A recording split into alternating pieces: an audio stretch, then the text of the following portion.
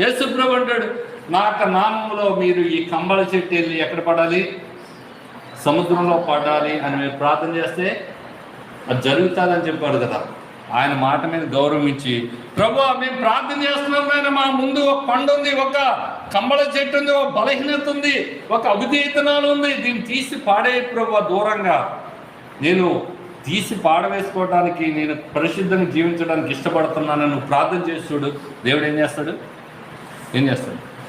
దాన్ని దగ్గర నుంచి ఏం చేస్తాడంట? తీసి పడేస్తాడు.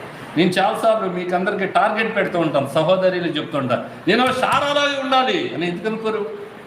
ఒక రెబ్కాలాగా ఉండాలి, ఒక రాహేల్ లాగా ఉండాలి, ఒక ఎస్తేర్ లాగా ఉండాలి, ఒక రూత్ లాగా ఉండాలి, ఒక బోయజ్ లాగా ఉండాలి, ఒక నెహమ్యా లాగా ఉండాలి, ఒక స్టెఫన్ లాగా ఉండాలి, ఫినోస్ లాగా ఉండాలి అని ఎందుకు మనం అనుకోకూడదు? నువ్వు అనుకోనప్పుడు నీకేది రాదు. నువ్వు అనుకోకపోతే